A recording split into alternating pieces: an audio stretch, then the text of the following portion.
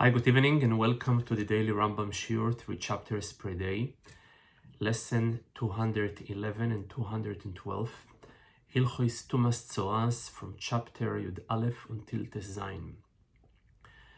Right now we are in the eve of marking the birthday and the yahrzeit of the Mittel Rebbe, which, according to the words of our sages, Yedea Hashem Yemei Smimim, God Almighty knows and takes care of the day of the righteous one.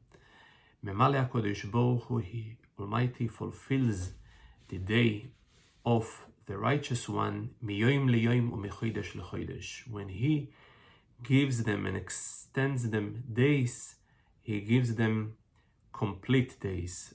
For that reason, we find some tzaddikim, the idea appears to them begilui, in a revealed way, that the day of their birth coincides with the day of their yahrzeit. By some tzaddikim, though that originally they were planned to be that way, but sometimes, or an extra gift, or for a different reason, it doesn't coincide. So, Be'ashgocha Potis, we are learning the rules of Hilchos Tzara'at in the day that we are marking his birthday, which reminds me the first mimer that the Rebbe shared the day he assumed leadership was the mimer Bossi Legani. It was a very unique mimer in the sense that laid the blueprint for the mission of our generation and the steps to achieve it. It was unique in the sense that throughout the mimer he was sharing actual stories and incidents from the previous Rabbeim, which all of them were illustrating the extent of Avas Yisrael way above and beyond a person can imagine. And when he came to the Mittel Rebbe, which we are marking the birthday and the yahrzeit, and tomorrow we will be marking the day of Chag HaGeula of his, he was sharing this story that once upon a time, one of the chassidim of the Mittel Rebbe came and requested throughout the audience he was having with him a tikkun, a solution to some sins that he committed.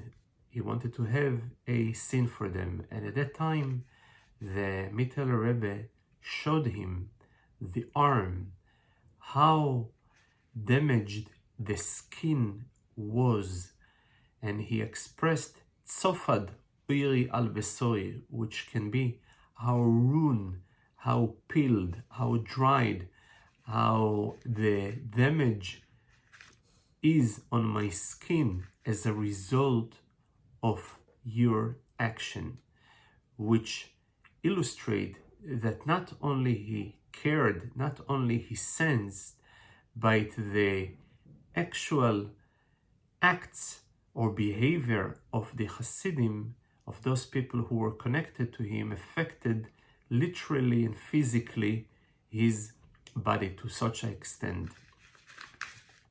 Yesterday we spoke also about the phenomena of Hofach Kuloi Lovon, when the entire skin turns to be one baheres, and under a certain condition, when it occurred out of a state of tummo, this itself can be a sign of purification, a sign of tahara, which, based upon this text, some of our commentators explained that this is basically alluding to the time when the redemption can come, or bedoir shekuloi zakai, or in a generation that is entirely righteous, or in a generation that is entirely at fault, which is merumos in the fact that hofach kuloi lovon, sometimes when the entire generation or the malchus, the leadership, will be turning to a state of minus, then tohirhu, then the redemption will come. So today, the first and the central subject is the process of purification from the Tum'at of the Metzora is taking after he is determined by the Kohen as Tohir. So this is not enough, but an entire pitch of water, that type of water that is coming from the same source as Meichatos, needs to be placed into a earthenware, a clay cheres, a vessel that is made out of clay.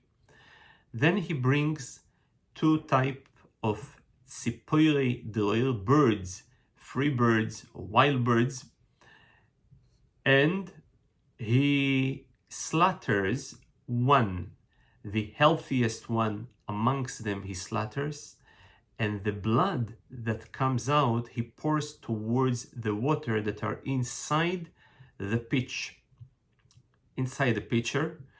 to extend that the water and the blood should be mixed, but the blood should be recognized and appeared clearly in the water.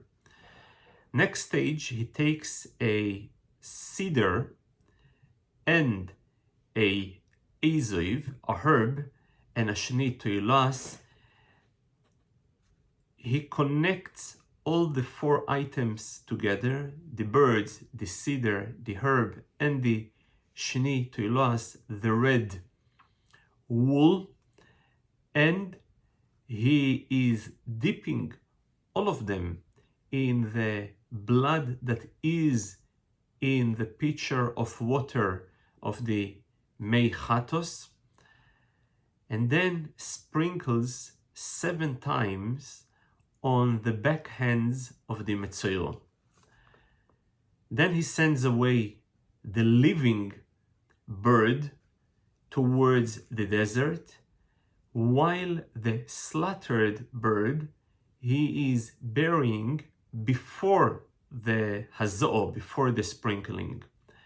At that time, when the Metzora went through the sprinkling, he is shaving the entire hair of the Metzora, literally the entire hair of the body, besides the covered places like hair of his ears or his nose. Any other hair must be shaving, and he starts to count 7 days, while in those 7 days he is also washing all his clothes. He is still forbidden to enter the city, and he is forbidden to have intimate relationship in this particular time. In that 7 days, he still have a partial Tum'at, because he will be able to contaminate a person only b'mago. Towards the end of the 7 days, he will go through additional tiglachas, an entire shave of his body, and only then, in the end of the 2nd shave, which takes place at the 14th day since he became Tohir, only then he goes to the mikveh and he is able to eat the meiser. As we have mentioned, the tiglachas must take place throughout the entire body, and even 2 hairs will prevent him from becoming and completing the process of the tahara, of the purification. The slaughter of the birds, the shave, and the sprinkling must be done by the day, must be done by male, and must be done by kohanim male. Any other action outside the stages of slaughtering, shaving, and sprinkling can be done at night by women and also people who are not a kohen.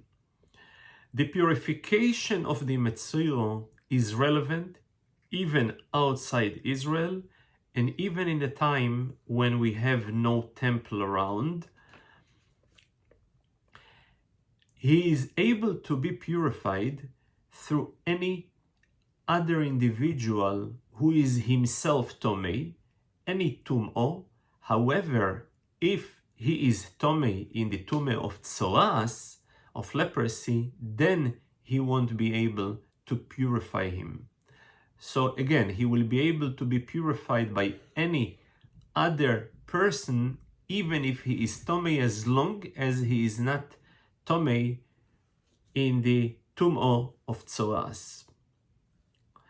It is forbidden to purify two Metzoiroim, two people who are in a state of leprosy simultaneously.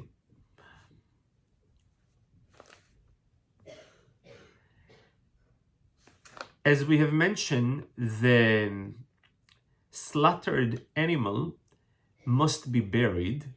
However, the living animal and all other objects that were used for the process of purification, like the cedar, the herbs, and the shnitoilas, can be recycled and use them again.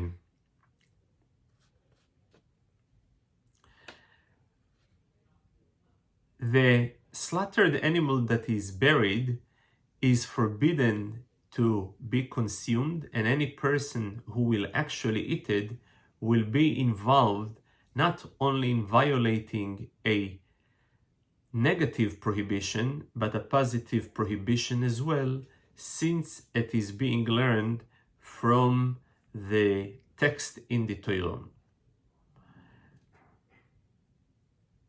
Certain birds that are coming from Avodah Zarah, Ir Hanidachas, or committed a crime, they will be disqualified of usage for the purification process. Though that generally must be done anything for the sake of the Metzoiro, however, when it comes to the purification, even if a person had in mind for the birds for a male, he can use it for a female, and the particularity towards who he had in mind to use it, it's not as critical. Those two birds, though they are being used in different ways, nevertheless, they have a certain link to each other. For example, if after he slaughtered one, the one that he slaughtered turns to be treifo, then he will have to find a new pair for the surviving one, and the first one will be permitted to benefit from. Obviously, he won't be able to actually eat it since it is treifo, but as far as having hanoah and benefit from and sale and benefit from the proceeds, it will be permitted. However, if, for example, the first one was not a wild bird, it was not a tzipir d'roirum, so then he will have to take a pair for the second one, and the tzipir that were disqualified, since there is no problem in the kashrus of it, can be consumed also by eating it, since there is no actual fundamental problem. If the blood spilled and it was not able to be placed in the pitcher, then the remaining birds needs to die. If the opposite, the remaining birds have died, the what is called hatzipir hamishtalachas, those tzipir that was supposed to be sent away died, then he will need to spill the blood of the slaughtered one and will bring two new ones in order to start a new process. So basically we see how there is a direct link between those two birds, and any meaningful appearance that happens to one will affect the other one.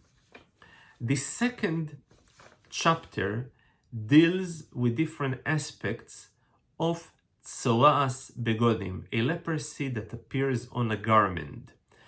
So first of all, as far as the measurement, the minimum measurement must be a gris, which is a size of a dime. The color that will be a prerequisite needs to have strong red or strong green. They are able to be added and accumulated to each other despite their difference in appearance. The lockout period, which is called the Hesger period, is maximum, cannot be more than 2 weeks. If after 2 weeks the status quo remain, or there is a pisoyon, which is a extension, then the garment needs to be burned. So the order of the process follows that way.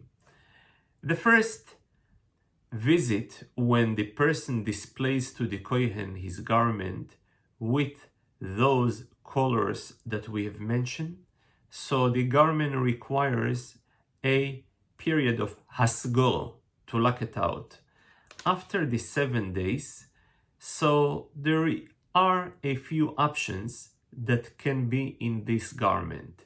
The first option, if it was actually the tzara'at, the size of the leprosy, extended the size, so then the ruling that needs to be burned. Second option, there is no expansion, or there is an expansion, however the color got lighter, so then it requires a wash and an additional hasgor, lockout period, for additional 7 days. After the 7 days, there are 2 options. Option number 1, that it will be turning to a third type of a color, then it will be washed and purified. A second option, if it has turned from red to green, or to green to red, then he will need to rip the place of the nega from the beged, from the general garment, and he will have to burn only the part, the contaminated part, and sew another piece of material exactly in the place where he ripped, and he will be able to purify the remaining garment from now on. There is a third possibility. If the nega remain the same way as and this is already after the 2nd week, so that, as we have mentioned, in a beged, when there is a status quo of 2 weeks, then the ruling will be to burn the beged. When we're talking about extension, similar to extension in nigei oil, the extension is only towards the outside, cannot be an extension inward. The size of the extension, when it is right next to the original nega, even in a fraction, it will be considered an extension. However, if it is removed from the original nega, or a choizer, or something, a reappeared, something that came back, which means it was a certain period, it disappeared and then it came back. So in those cases, the size needs to be a grease. In the process of the washing, it requires to wash it outside the area, also outside the area where the nega is. There is an interesting discussion about a link, same way as we spoke before about a link between the two birds. There is a link between two different garments. For example, if it is a garment that you're ripping apart and a person went ahead and sewed in this torn part a piece of material. So if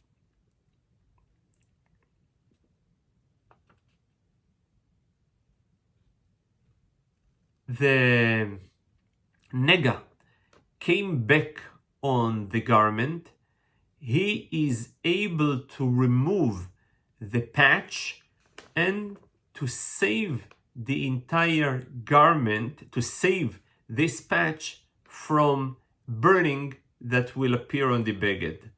However, if the nega came back on the patch, then the entire beged will have to be burned.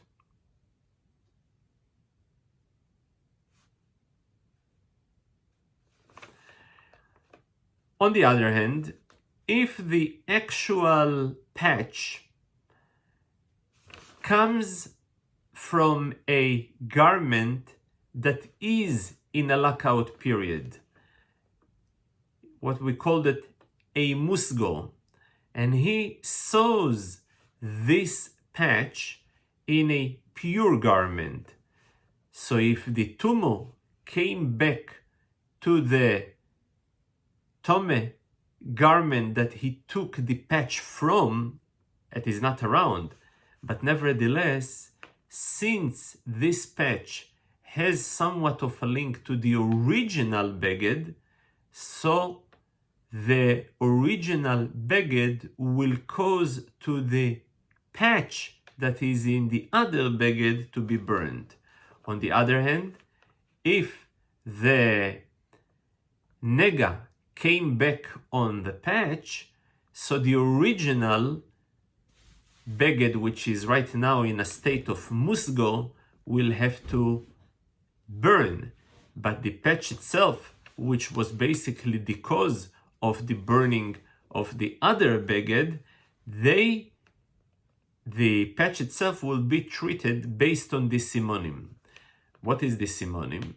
If the nega, if the leper remain for 2 weeks or extended, then you'll have to burn everything. And here you see a very interesting concept that though there is a cause of a burning of an entire garment due to the patch, so the patch is the cause of the burning of the other garment that is not around, but nevertheless the patch itself will get an extension,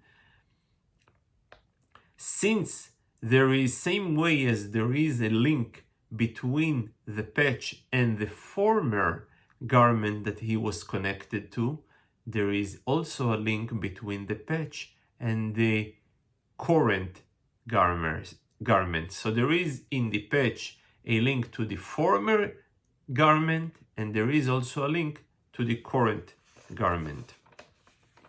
As we have mentioned, any status quo of the nega on a garment throughout 2 weeks basically turns the garment into a candidate of sreifo, to be burned. There is a little bit different between a leper that appears on a skin to a leprosy that appears on a garment in regarding to the concept of hofach kuloi. When leprosy appears on a skin and the entire skin turning to be lovon, so depend. If it appeared from a state of tumo, then the kuloi lovon will be tohir. If the opposite, the kuloi lovon is a semen of tumo. When it comes to nig'ei begodim, when it comes to garment, so in any situation, whether the pre-existing situation is a situation of tahara or tumo, either way, a spread to the entire garment is a sign of tahara.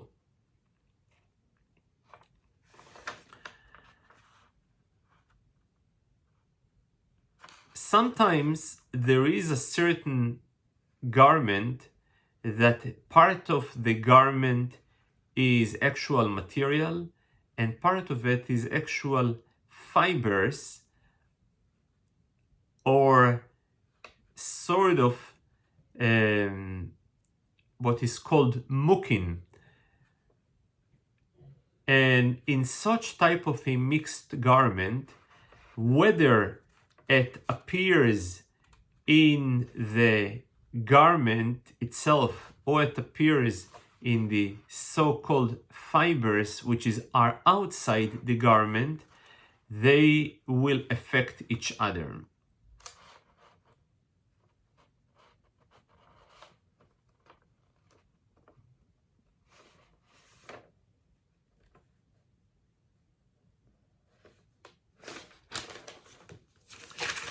The background color that is required for nigoim, for the leopard of garments, must be white. In a case that there is a shesi and erev, there is two types of fibers, one going according to the length and one are according to the width. So if only one of them is white, what will determine is the appearance. The minimum size of a beged should be fit for a negoim is a size of 3 fingers by 3 fingers. If originally the appearance of the nega took place in a garment which were not having the sufficient shiur, later on this garment was sewn in to a bigger garment. Since the appearance of the nega took place when the garment was not having the sufficient shiur, so in such a case the beged will be tohir, because in order to be metame the beged, it needs to come at a time when the beged has a definition of a garment.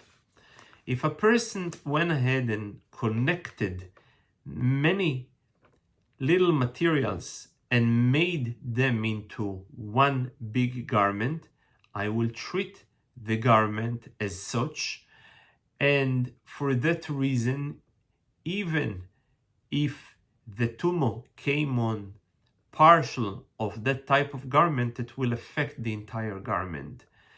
And sometimes such a garment will consist of different parts. Some of them are colorful and some of them are white. So even as a result of the Tzara'at to appear in the white part, I will be treating the entire garment as tomei. On the 3rd chapter, the discussion is about type of garments which are candidates to get the tumo. So only garments which are made from wool and linen only. When it comes to vessels, even vessels that are made out of oil. There is sometimes some material which is called levid, then it will be also treated as begodim and it will be also metame b'negoim. When it comes to tent, whether they are made from wool, linen, or leather, they will be metame in negoim. A garment of an anju is not going to be metame. A garment that was purchased from an anju, then I will have to bring it for inspection when a suspicious nega appears in them. The leather that we mentioned before that will be fitting for negoim must be a processed one. If the leather comes from creatures from the sea, it won't be able to be metame b'negoim, since anything that comes from the ocean is tohil. However, if it was connected to those type of garments which are mekabel tumo, then it will be treated as such. There is situation when even pkoiyos, which are basically raw fibers which are designated for weaving, will get tumo under a certain condition. On the other hand, sometimes the fringe of a garment will be escaping from the tumo when the garment became tomei. There is a difference between a beged which is a musgol and a beged that is muchlot. Musgol is the definition which applies to the first treatment of a suspicious nega that needs to be lak out. So the first stage is called musgol. In the second stage, when it is finally determined that it is indeed tomei, it's called muchlot. So a difference is when the beged was mixed with others. So when it was in a state of musgol, it was mixed with other, it will maintain the state of tahara. However, if it is muchlot and it was mixed with other, it will be, everything will be tomei. Despite the differences between musgol and muchlot,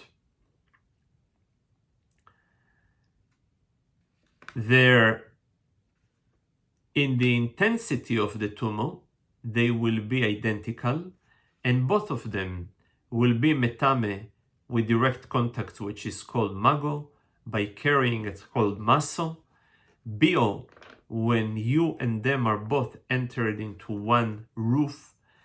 Mishkav and Moishov we will be covering later, and all of them are considered to be avatumo, the source of tumo in regard to their ability to cause tumo, whether to another human, to another utensil, to food or drinks. Though that when it comes to the garment, the ideal shiur measurement is gimel al gimel, 3 by 3 fingers, but there is an alternative measurement of a kezais by weight as well. Sometimes, even though there is no way to achieve the measurement of gimel al gimel for various reasons, as long as the way will be a kezais, it will be capable to bring in tumo.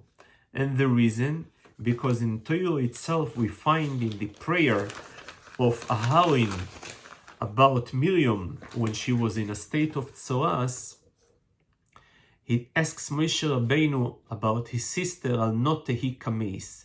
He compares a state of leprosy into a state of mace. And we all know that a mace is metame bekezais, and for that reason also a metzoiro.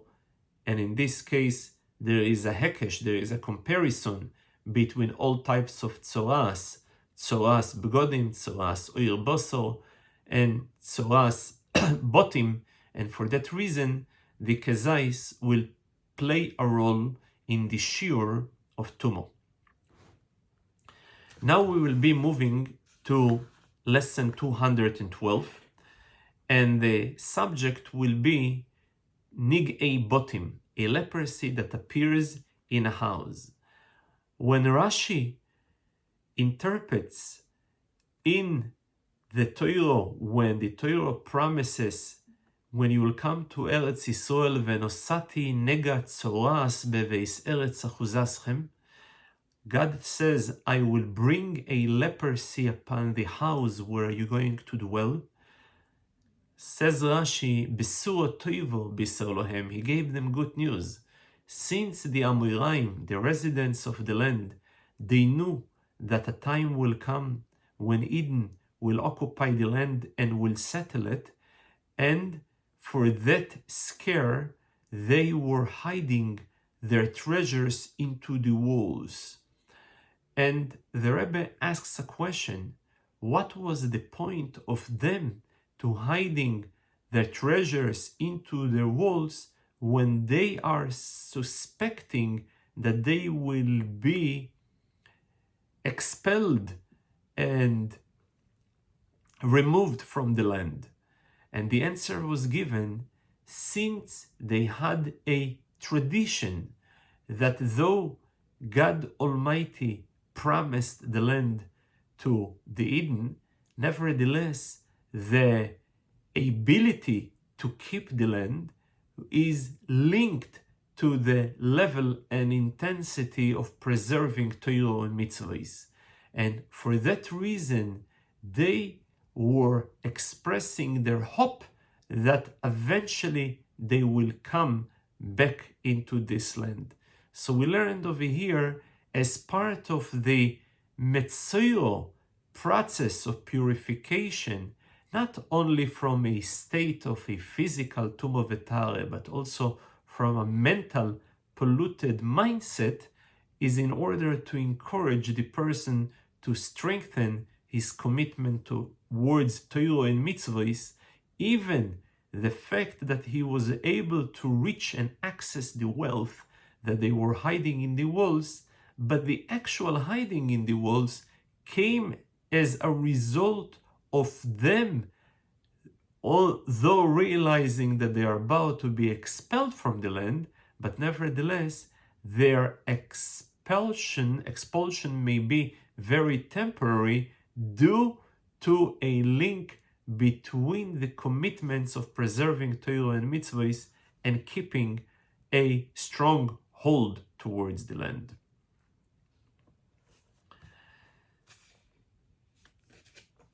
So, in order for a house to fit and to qualify for Tum'as Nig'ei Botim, for the impurity of leprosy of a house, with all the implications that are being derived, so first of all requires that the house will be made from avonim, eitzim ve'ofor, stone, woods and sand, in a very specific measurement. The entire house must be at least in a size of Daled Amos by Daled Amos, which is 2 meters by 2 meters, the minimum size. There is a must, the house should not be in a shape of a round shape, and needs to contain 4 walls, not more and not less.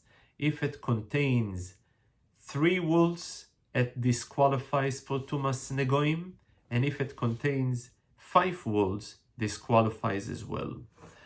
It must appear at least on 2 stones of the house. Must be in Eretz Yisrael and a house of a Jew. It cannot be in Yerushalayim, and it must be designated for a house of a Odom, of a human being. The color that is indicative of the leprosy of a house is again strong green or strong red. Even the entire house is red, contrary to the Tum'at of oil habosor, or Tum'at Godim, in certain sense. In a house, it's not so. When a house is entirely have one color, it's still a simon tumo, and they can be mitztaref the ma'ois one to another. The measurement of the nega must be at least 2 dimes, which is basically a rectangle that has a 6 hair width and 12 hair length. The amount of the pisoyon, which is the measurement, the close measurement is even b'mashu, even in a fraction. Anything that is far is kegris, and anything that comes back after the hitoyach, after removal and patching, that rebuilding the missing part, will require two grisin.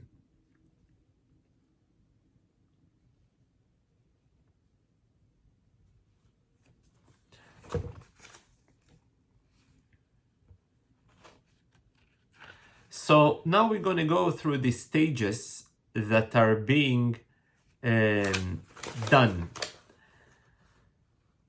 First of all, he comes to the kohen, he shows the kohen, and if the kohen determines that they are the qualified colors, he orders a hasgoe to lock in the house, and he sees if after a week, if the color extended, it's called pisoyon, then he gotta break the house. If there is another situation, before the kohen comes into the house, he must remove all the belonging from the house in order not to contaminate them if he will declare Tomei before he removes them.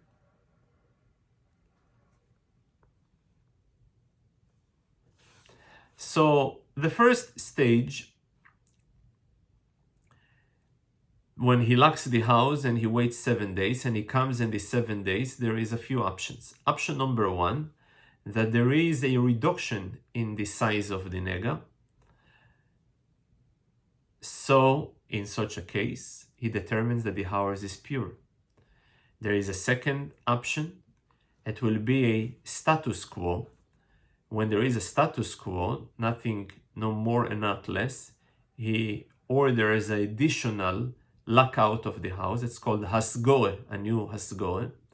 And then after additional 7 days, which is at the 13th day from the first day, so can be a few options which will take place. Or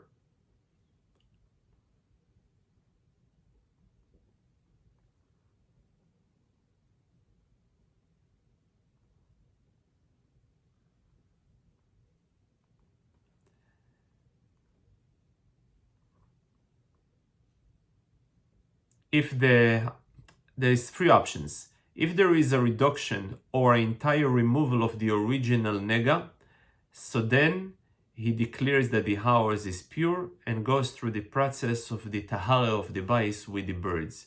There is a second option, that there is actual extension in the nega or status quo, so then he removes only the stones where they have the nega, and he puts the sand outside the city, and he patches the house, and he collects for the 3rd week. In the 3rd week, there is again a few options. If the house was reduced or removed, so he purifies him. Which means if the nega didn't came back. A second option if the original nega came back despite the fact that he replaced it with a new stone, in such a case, he got to break the house. And by the way, even if the first week a person sees at the end of the first week that the nega extended, so again, he will need to do the same thing. Cut the place where the nega is, lock him in for additional week, and then he sees if the nega came back, then he will have to destroy the entire house. If in a case that for one reason or another, as we have said before, when the nega did not appear, and he declared the house as tohil, then after declaring the house as tohil, the nega came back, he will have to see it exactly as the beginning.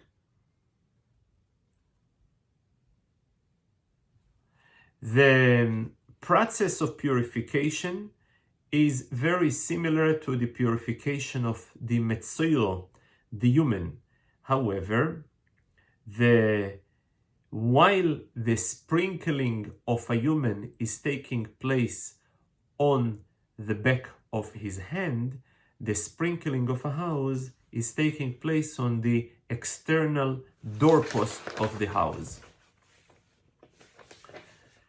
In the third chapter, the discussion is about the tum'ah, the level, the intensity of the tum'ah of botim. Since the tum'ah of botim is considered to be a ava tum'ah, so it will be able to cause and affect human as well, and will be able to be metame also in bio. When a person comes into the house, he becomes tomei. There is a prohibition to benefit from a stone of a house that is contaminated, since the Torah said, Tzara'at mam'eres, shetein boi me'ero, give a curse in a sense that no benefit is allowed. When it comes to the tum'ah of mago, there is a difference between a house, whether it is in a state of musgo or in a state of muchlot. Both of them, musgo is only when the house is locked. Muchlot is not only that the house is locked, but it's also decisively clear that it is tomei. So while when the house in a state of musgo, a person will be able to contaminate it only mitoichoi via mago, via direct contact. When it comes to muchlot, he will be able to be contaminated also from outside the house. When it comes to the tum'ah of bio, whether the house is muchlot or musgo, they both identically strong. However, in order to achieve the tum'ah of bio, it's only when he and the bais hamenugo, both of them, are sharing or under one oihel. However, if he is the one who is ma'ahil on the even, or the even or the stone is ma'ahil upon him, this not how the tum'ah will be transmitting. So again, if we're talking about a even hamenugo, a stone from a house that is menugo, the only way a person will be able to be contaminated be tumas bio with a stone is only if he and the stone, both of them, will be sharing a common roof. If a person entered to a house via bio, so then it is required should be roishoy veruboy, the head and the majority of the body. If a person enters to a house reverse, and though a significant part entered but not entirely, he is not going to be affected because it is not derech bio, it's not the common way to enter to a house. When it comes to entering a house which is menugo, which is contaminated, so the house will be able to contaminate not only human being, but also kelim, also utensils. However, if those utensils are being used as the core upon the person or as a garment upon the person, then the amount of time requires for them to become tomei is only if they stayed in the house kedei shiur kedei achilas pras, which is ranging between 4 to 9 minutes. The reason, since the Torah have specified in connection to those kelim to be tomei, the Torah specified the idea of ve'oichel, and Chachomim learned when the Torah tells you in that context the word oichel, what they meant to say that the shiur of staying in such a house in order to be exposed to tumas bio is a shiur of kedei achilas pras.